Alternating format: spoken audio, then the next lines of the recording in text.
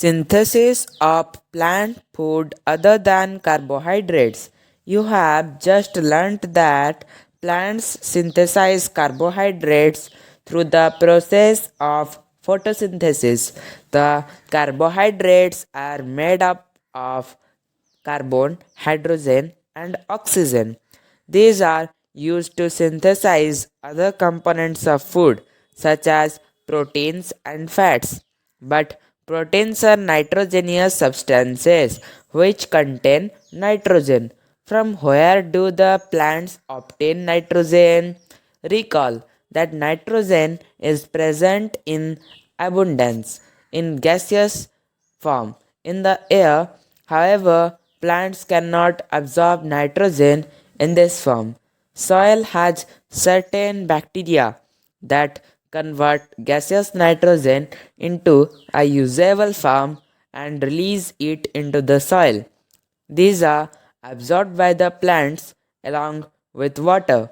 Also, you might have seen farmers adding fertilizers rich in nitrogen to the soil. In this way, the plants fulfill their requirements of nitrogen along with the other constituents. Plants can then synthesize proteins and vitamins. 1.3 Other modes of nutrition in plants. There are some plants which do not have chlorophyll.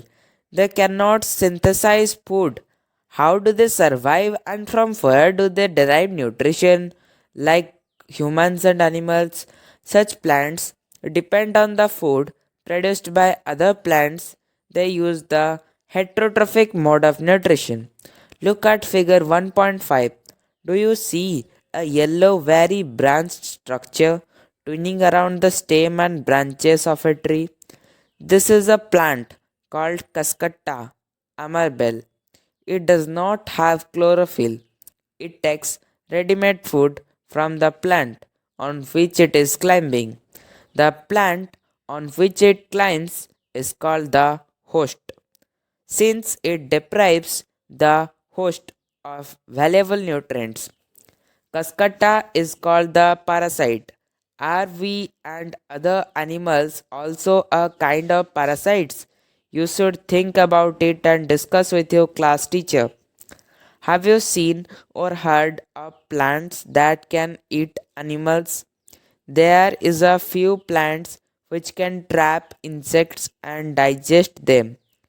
It is not amazing. Such plants may be green or of some other color. Look at the plant in figure 1.6. The pitcher like or jug like structure is the modified part of leaf. The apex of the leaf forms a lid which can open and close the mouth of the pitcher. Inside the pitcher, there is hair which is directed downwards, which when an insect lands in the pitcher, the lid closes and the trapped insect get entangled into the hair. The lid closes and the insect is trapped.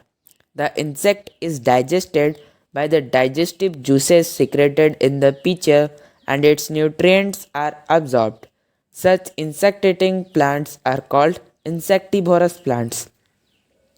It is possible that such plants do not get all the required nutrients from the soil in which they grow.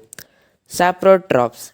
You might have seen packets of mushrooms sold in the vegetable market. You may have also seen fluffy umbrella like patches growing in moist soils or on rotting wood. During the rainy season, let us find out what type of nutrients they need to survive and from where they get them. Activity 1.2. Take a piece of bread and moisten it with water. Leave it in a moist, warm place for 2 to 3 days or until fluffy patches appear on them. What is the color of these patches? Observe the patches under a microscope or a magnifying glass. Write down your observations in your notebook. You will see cotton like threads spread on the piece of the bread. These organisms are called fungi. They have a different mode of nutrition. They absorb nutrients from the bread. This mode of nutrition, in which organisms take in nutrients from dead and decaying matter, is called saprotrophic nutrition. Such organisms with saprotrophic mode of nutrition is called saprotrophs. Fungi also grow on pickles, leather cloths, and other articles that are left in hot and humid weather for a long time. During the rainy season, they spoil many things. Ask your parents about the means of fungi in your house. The fungal spores are generally present in the air when they land on wet and warm things. They germinate and grow. Now, can you figure out how we can protect our things from getting spoiled? Some organisms live together and share both shelter and nutrients. The relationship is called symbiosis. For example, certain fungi live inside the roots of plants. The plants provide nutrients to the fungus, and in return, the fungus provides water and certain nutrients. In organisms called lichens, a chlorophyll containing partner, which is an alga, and a fungus live together. The fungus provides shelter, water, and minerals to the alga, and in return, the alga prepares and provides food to the fungus. 1.5. How nutrients are replenished in the soil.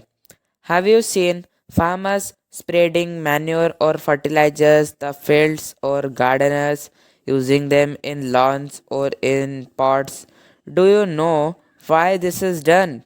You learned that plants absorb minerals and nutrients from the soil, so their amounts in the soil keep on declining. Fertilizers and manures contain nutrients such as nitrogen, potassium, phosphorus, etc. These nutrients need to be added from time to time to enrich the soil. We can grow plants and keep them healthy if we can fulfill the nutrient requirements of plants. Usually, crop plants absorb a lot of nitrogen and the soil becomes deficient in nitrogen. You learned that though nitrogen gas is available in plenty in the air, plants cannot use it in the manner they can use carbon dioxide. They need nitrogen in a soluble form. The bacterium called rhizobium can take atmospheric nitrogen and convert it into a usable form. But rhizobium cannot make its own food, so it often lives in the roots of gram, pyaj, moong, beans, and other leguminous and provides them with nitrogen. In return, the plants provide food and shelter to the bacteria. They thus have a symbiotic relationship. This association is of great significance for the farmers. They can reduce the use of nitrogenous fertilizer for leguminous plants are grown. Most of the pulses, dals are obtained from leguminous plants. In this chapter, you learned that most of the plants are autotrophs. Only a few plants are parasitic or saprotrophic. They derive nutrition from other organisms. All animals are categorized as heterotrophs since they depend on plants and other animals for food. Can we say that the insectivorous plants are partial heterotrophs?